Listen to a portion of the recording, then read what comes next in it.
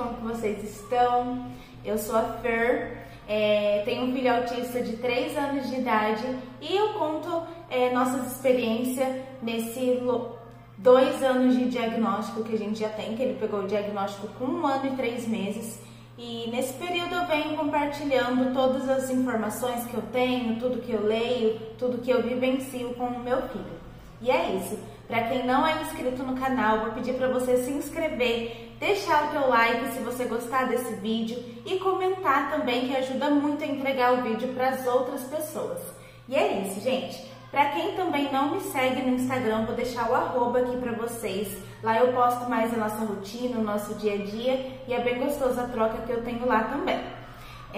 Vou falar hoje sobre crises e birras. Qual a diferença entre crise e birra? Vocês me perguntam como eu consigo diferenciar isso no Ravi. E hoje eu vou contar um pouquinho mais de quando começou essas crises, o que a gente fez, como que eu diferencio, o que eu faço quando ele está fazendo birra, o que eu faço quando ele está em crise e o que a gente pode fazer para ajudar também. Bom, gente, eu vou começar contando quando começou essas crises. A primeira crise que a gente identificou no Ravi, ele estava na escolinha e esse período ele ia para a escola, ele não vai mais. Quem quiser saber o porquê que ele não vai mais, também tem vídeo aqui no canal falando sobre isso. Mas enfim, quando ele entrou para a escola, o Ravi ainda não tinha muita percepção das coisas, para ele era ainda tudo muito confuso. Hoje ele está bem melhor assim essa questão, mas teve uma atividade que a prof quis incluir ele, né? Que eles estavam carimbando o pezinho de tinta em uma folha de papelão para fazer a atividade. E o Ravi, ele tem ainda muitas questões sensoriais, né? E aquele tipo de textura da tinta gerou uma crise sensorial nele. E foi a primeira vez que ele teve uma crise. Não foi na escola, ele chorou muito na escola, na verdade, ele ficou extremamente incomodado na escola, mas ele não entrou em crise lá. Ele veio para casa e eu fiquei sabendo da atividade porque a prof mesmo me mandou a foto dele com elas fazendo essa atividade nele e ele estava chorando muito na foto. E eu entendi que elas estavam querendo incluir ele na atividade, porém por não ter muito conhecimento ali na área, acabou gerando uma crise sensorial nele. Então chegando, o Pedro foi buscar ele na escola. Quando ele chegou na escola, o Ravi já deu os bracinhos, ele nunca tinha dado os bracinhos. Então eu tava desesperado, sabe? E deixando claro que eu não culpo a professora por isso, nem a escola, eles estavam realmente tentando incluir o Ravi, eles não sabiam dessa questão sensorial dele. E na hora que a gente chegou em casa, ele dormiu, ele estava muito cansado, porque ele ficou, realmente, ele chorou muito, então ele dormiu. E depois de 1 hora dormindo ali, mais ou menos, ele acordou chorando muito desesperado, muito desesperado. E aquele choro aumentava e ele começou a querer bater na gente e querer, sabe, ele não sabia nem o que estava fazendo, ele corria sem direção, queria bater a cabeça na parede e aquilo foi aumentando e aquele choro passou meia hora, passava 1 hora e eu entrei até debaixo do chuveiro com ele porque eu já tinha lido que a água ajuda eles a se regularem. Eu não entendia muito ainda, o Ravi tinha 1 ano e pouco, fazia poucos meses que eu tinha o diagnóstico dele, então o conhecimento que eu tenho hoje eu não tinha lá atrás, então eu não sabia o que fazer, eu fiquei desesperada. Eu e o Pedro acabou brigando no meio da crise dele, porque a gente ficou muito nervoso, a gente não sabia o que fazer, a gente acabou se estressando e durou 2 horas seguidas a crise do Ravi. Foi o pior dia assim da vida, foi horrível. Ele ficou extremamente esgotado, cansado, emocionalmente, fisicamente. Ele ficou 4, 5 dias desregulado. Depois disso, ele não queria fazer nada, ele não fazia nada. O corpinho dele ficou super cansado. O Ravi sempre fez muita estereotipia, sempre pulou o tempo todo para se regular. Nem pulando ele estava, ele ficou o tempo todo, parecia que ele estava extremamente cansado durante 5 dias seguidos. Foi horrível, foi a primeira crise sensorial que o Ravi teve. E foi por esse motivo, foi pelo contato da tinta no pé dele, de segurar o pé dele, passar a tinta com o pincel, Ele sentia aquele pé molhado, aquela textura do pincel, depois a textura do papelão, depois lavar o pé dele. Então, pra gente, isso é normal, pra eles não. O sistema sensorial da criança autista é diferente. Eles têm esse distúrbio no processamento sensorial. Então, isso causa crise, isso causa aquela desregulação, aquele desconforto. E depois, ele já estava em terapia nessa época. E eu conversando com as terapeutas dele, a gente tentando, né, antecipar tudo, voltar tudo ali antes da crise para descobrir o que tinha desencadeado essa crise nele. E foi aí que a gente chegou a essa conclusão, que foi esse período da tinta e enfim. Depois disso, eu achei melhor tirar ele da escola, não só por esse motivo, mas porque eu senti que o Ravi estava sendo pior para ele do que melhor a escola, sabe? Tem um vídeo que eu explico tudo isso, gente. Eu não vou falar sobre a escola aqui. Ele vai voltar para a escola ano que vem.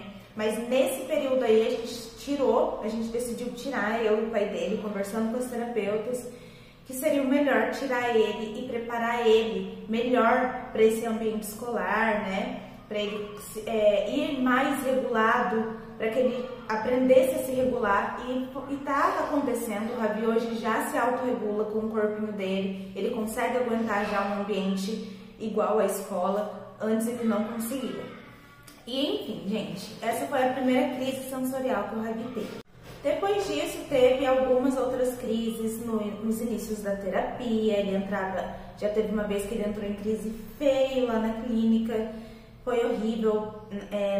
Naquele tempo, eu estava fazendo terapia com psicóloga na clínica dele também. Ela me ajudou até chegar a hora da sessão dele. Então ele ficou ali. Nossa, é tenso. É tenso porque a crise, gente, você não consegue segurar uma criança em crise. É triste, só quem tem filho autista sabe como que é. É muito, extremamente diferente de birra. Eles sofrem.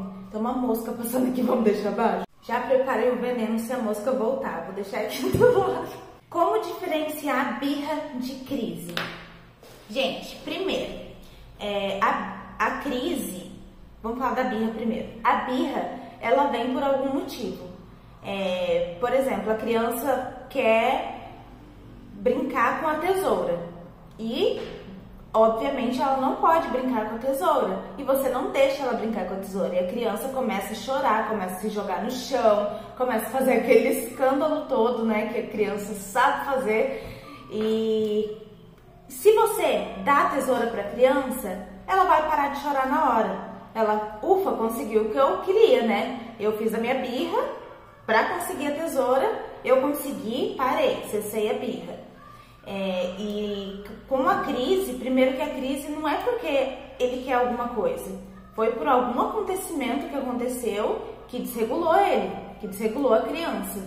Então não é porque ela quer algo, porque ela queria fazer algo e não conseguiu, e não podia.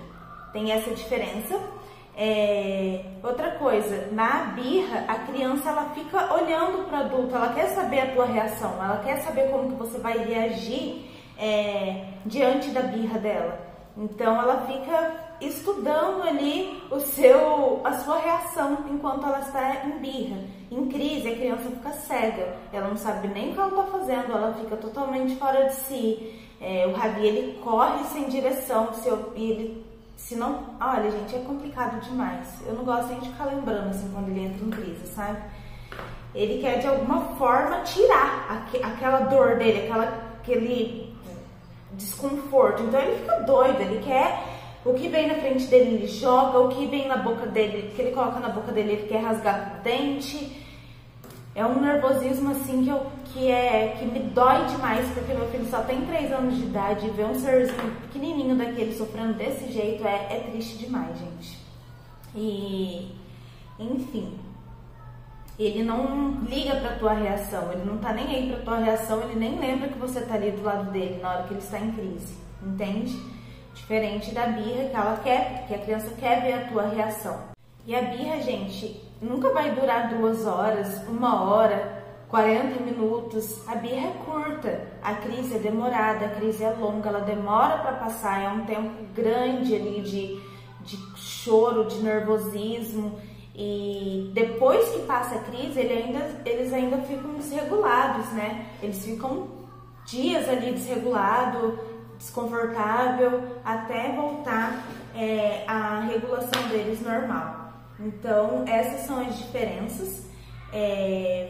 Eu vou também passar algumas dicas para vocês do que fazer quando a criança entra em crise. Não vou falar que eu sigo todas as dicas, que eu faço isso todas as vezes que ele entra em crise. Não é fácil, gente.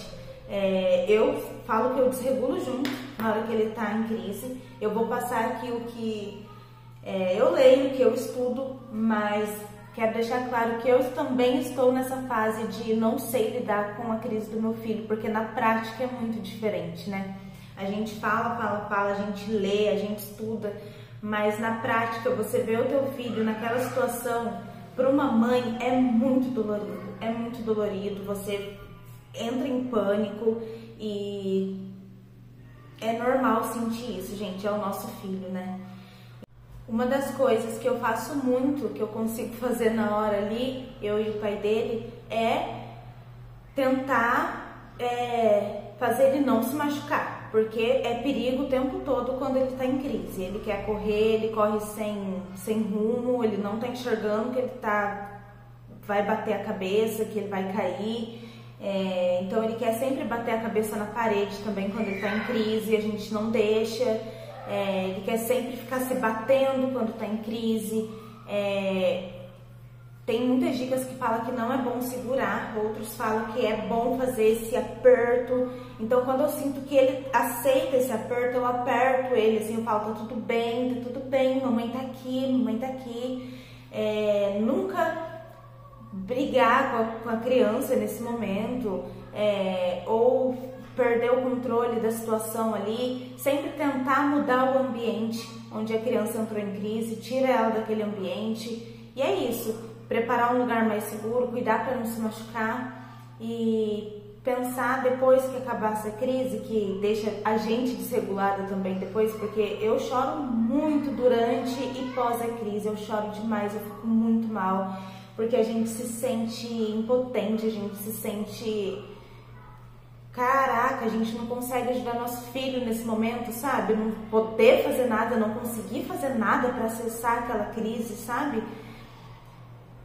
É cuidar ali e na hora que passar, entender que você fez o que você pôde e que você esteve ali com o teu filho e que você vai estar ali com o teu filho até tudo isso passar.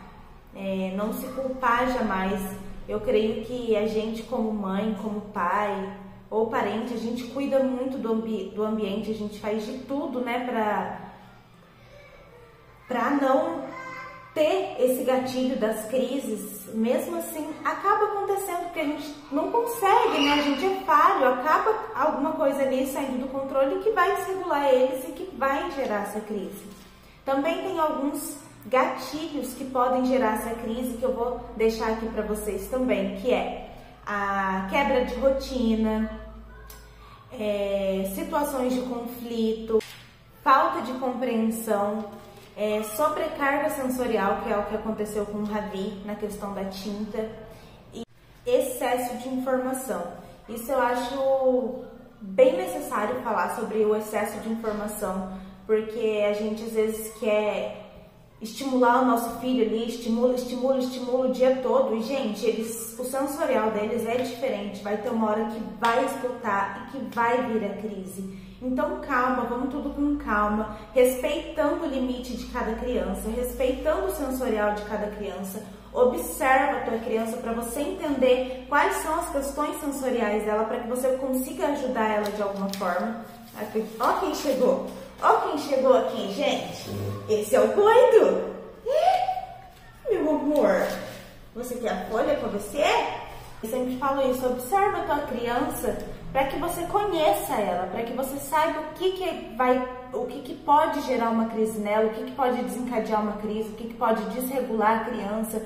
Então você vai, com o tempo, observando a tua criança, vai entendendo o que Agora, nesse momento, a criança não aguenta esse estímulo. Então vamos preparar ela para esse estímulo com calma, com respeito, sem muita invasão. Por exemplo, eu quero que meu filho pegue aqui na massinha. Nossa, mas ele tem agonia de textura de massinha e mesmo assim, não, tem que enfiar o dedo dele ali. Calma, enfia um dedinho, no outro dia enfia 2, no outro dia com calma, porque isso para eles é muito mais forte do que é pra gente, né? E então sempre respeitar o processo de cada um e a individualidade de cada um.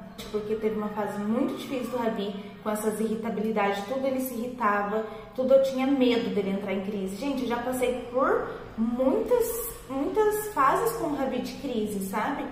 E deu chegar na terapia assim, os terapeutas falaram comigo e minhas lágrimas só escorrer porque eu não aguentava mais, eu não sabia mais o que fazer. Já teve fases difíceis aqui com as crises do Ravi. Ele entrou muitas vezes já em crise e foi horrível, foi uma fase muito difícil, mas aprendemos muito. Hoje a gente consegue lidar bem melhor do que lá no começo com essas crises.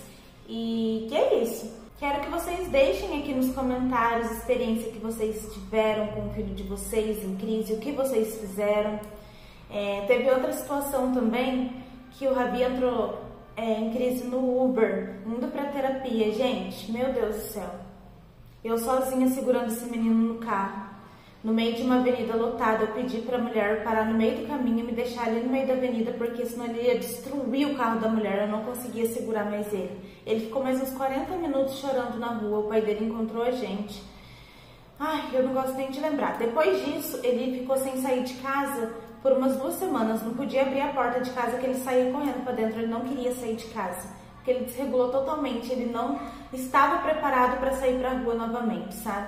Então, eu já passei por várias e várias fases com o Ravi, e vivendo e aprendendo. E é isso, gente. Quero que vocês deixem aqui nos comentários experiências que vocês já tiveram, dicas, o que vocês quiserem comentar, fiquem à vontade.